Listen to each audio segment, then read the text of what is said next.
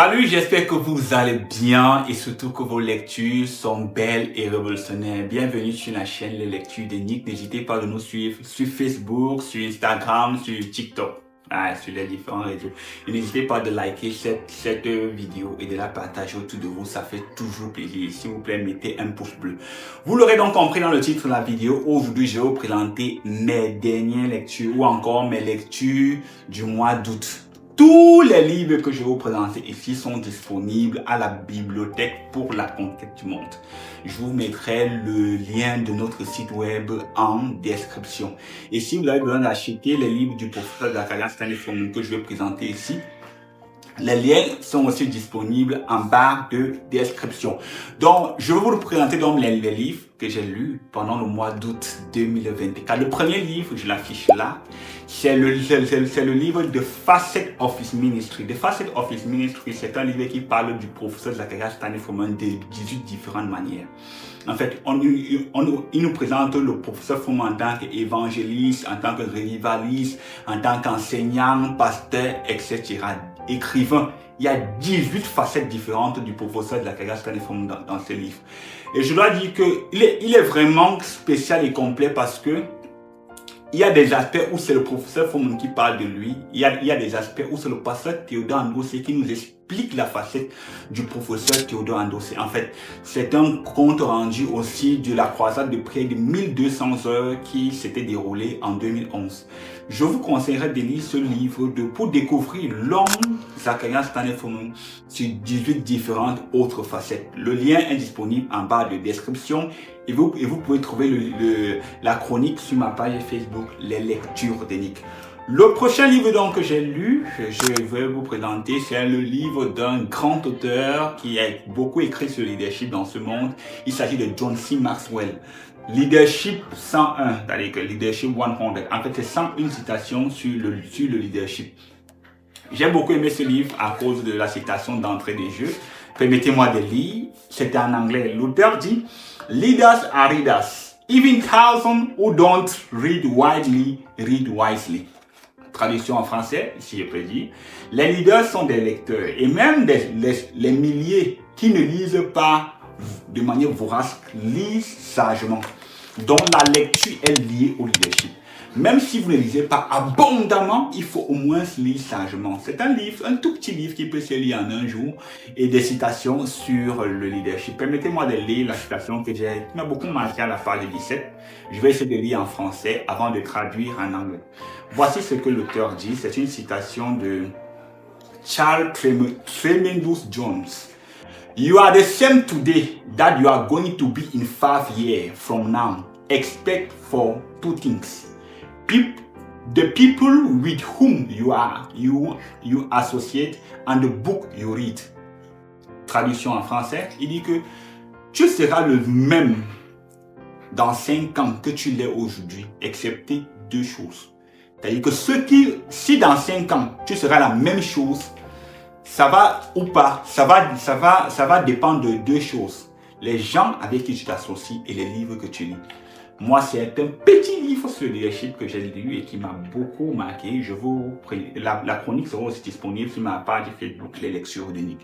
Le troisième livre que j'ai lu pendant le mois d'août, c'est le livre How to Set Goals and Really Reach Them de Mark Lee. En fait, c'est un livre qui montre comment établir les buts et vraiment les accomplir. Je pense que Mark Lee est vraiment un expert dans la manière d'établir les buts et de les accomplir. Je pense que et il a écrit son livre, il nous montre pas seulement comment établir les buts dans la vie chrétienne, mais aussi les buts dans la vie. Et il nous montre qu'il y a des croyants qui vivent la vie comme ça. Pour eux, la volonté de Dieu doit s'accomplir. Ils vivent juste comme ça. Il te montre comment établir les buts dans ta vie professionnelle, dans ton ministère, dans ton église et ainsi de suite. C'est un livre que j'ai beaucoup aimé sur la manière d'établir les buts. Et vraiment, il nous parle même des témoignages pendant ces séminaires sur le fait d'enseigner, sur le fait de poursuivre les buts. J'ai lu le livre et je vous recommande comment établir les buts et vraiment les poursuivre pour les accomplir. Le prochain livre que je vais vous présenter, c'est un livre écrit par Amika Michael, If. C'est le titre. If, c'est-à-dire si. Comment, en fait, ce livre parle de l'amour de Christ manifesté en notre endroit sur la croix du Calvaire. Amika Michael passe donc sa vie je veux dire, au scan ou bien au microscope pour nous montrer, si je ne fais pas ceci, alors je ne connais pas l'amour de Dieu. Si je ne fais pas ceci, alors je ne connais pas l'amour de Christ sur la croix. Je ne connais pas, en fait, en anglais, on dit Calvary Love. J'ai beaucoup aimé l'expression. En fait, c'est quoi l'amour suprême pour les frères? C'est quoi l'amour suprême pour Dieu? Dans ce livre, Amica Michael, c'est un tout petit livre qui se lit une pensée par page, comme vous pouvez le constater, comme ça. Mais elle nous montre vraiment ce que c'est que l'amour de Christ manifesté, que nous pouvons manifester envers Dieu et envers les frères. Qu'est-ce que l'amour tel que Christ l'a manifesté? If, écrit par Amica Michael. Le prochain livre que je vais vous présenter, c'est un livre sur l'éducation des enfants. Vraiment, j'ai aimé le livre parce que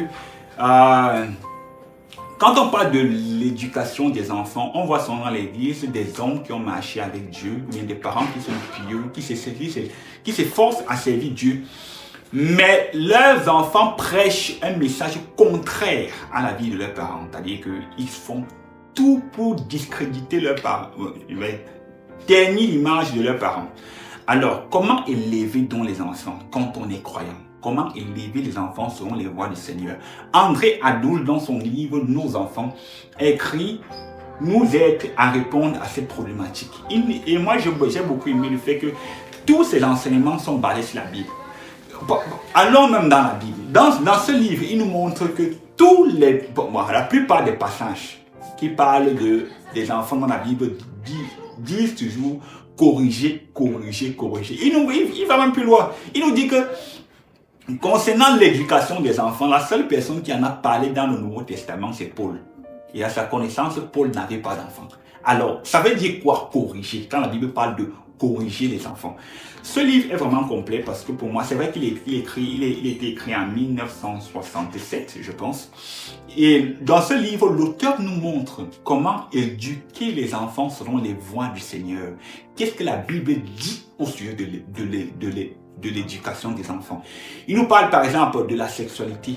Comment éduquer un enfant sexuellement? À quel moment il faut parler de la sexualité à l'enfant? Il nous parle du culte matinal. Il nous parle du service à Dieu. Comment initier l'enfant au service à Dieu? André Adoul, Nos enfants. Un livre que je vous recommande. Il ne plus que 2 livres. Alors les 2 derniers livres que je vais vous présenter sont vraiment spéciaux. Ok? Ils ont été écrits par le pasteur Théodore Andossé. Vous pouvez les trouver à la bibliothèque pour la conquête du monde. Et si vous voulez vous en procurer un exemplaire, ils sont disponibles aux éditions CPH Koumé. Le premier livre que vous présentez, c'est Comprendre ce qu'est le mariage, volume 1, écrit par le pasteur Théodore Andossé. C'est un livre sur le mariage. J'ai beaucoup aimé parce que le pasteur Théodore Andossé parle de lui, il parle du mariage, il parle de la gestion financière, il parle de comment est-ce qu'il élève ses filles, il parle de comment se préparer pour le mariage. Pour moi, c'est un livre à multiples facettes. C'est pas juste la doctrine, c'est que même dans sa propre vie, il te montre comment te préparer pour le mariage, comment lui-même il a préparé ses filles pour le mariage. Quand il te montre que la relation entre un homme et une femme, comment s'y prendre pour que son mariage réussisse. Comprendre ce que le mariage, c'est un livre que je vous recommande. Vous n'allez pas regretter. Le pasteur Théodore Andossé, c'est un expert dans l'enseignement sur le mariage. Un autre livre que j'ai lu pendant le mois d'août 2024, c'est How to Find Your Lifelong Companion, écrit par Charles Swindoll. En fait, ce qui parle du mariage, comment trouver le partenaire idéal qu'il te faut quand tu es croyant.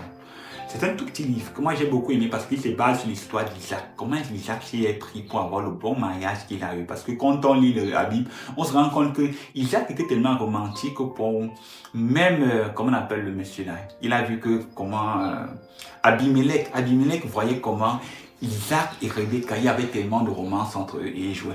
Alors, se basant donc sur l'histoire d'Isaac, dans ce livre, Charles Swindoll nous montre 5 lois, 5 principes pour choisir son partenaire de vie ou bien son conjoint en ce qui concerne le mariage. Moi, je dois dire que c'est un petit livre, mais vous voyez, quand on parle du jour de mariage, c'est un grand frère qui m'avait fait remarquer cela. On parle toujours en termes de ce que le partenaire va faire pour nous. Je veux qu'elle soit comme ça, elle doit être ceci, elle doit être comme ça, et ainsi de suite. Elle doit me faire ceci. Qu'en est-il de moi? Qu'est-ce que moi je ferais? Dans ce livre, donc, Charles Swindoll nous montre de manière simple et logique comment se préparer pour le mariage. 5 critères en se basant sur l'histoire d'Isaac que je vous recommande vivement. Alors, le dernier livre que je vais vous présenter, c'est un service presse, parce qu'il a été écrit et j'ai eu le privilège de le lire. Il n'est pas encore sorti, mais très bientôt, il sera disponible. C'est Ministère aux universités pour Christ. Ce livre parle du fardeau du pasteur Tony Endossé de produire des couvriers compétents afin de pouvoir nous aider à accomplir rapidement le but. Il nous dit dans le livre que si tu as un but, si tu as une mission à accomplir, ne cherche pas les adultes, les vieillards, parce que les adultes et les vieillards pensent en termes de sécurité. Ils évitent de prendre des risques parce que avant de prendre un risque, ils pensent à sa femme, ses enfants. Qu'est-ce qu'il adviendrait si je prends un certain genre de risque? Tu ne peux non plus compter sur les enfants parce que les enfants sont très faibles et ils sont limités.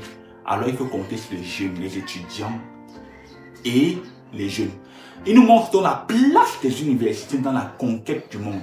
Il nous montre la place des étudiants dans les desseins éternels de Dieu. Les plus grandes révolutions dans ce monde ont toujours été produites par les jeunes et surtout par les universitaires. Donc, ministère aux universités pour Christ, c'est donc la pensée du pasteur Théodore Endossé, pourtant que la conquête du monde est concernée à base des jeunes et des étudiants. C'est un service presse, mais qui sortira très bientôt aux éditions CPH Commun. C'est donc tout pour la vidéo d'aujourd'hui. J'espère qu'elle vous aura plu. Rendez-vous la semaine prochaine pour une nouvelle vidéo. En attendant, que le Seigneur nous bénisse et surtout que vos lectures soient belles et révolutionnaires.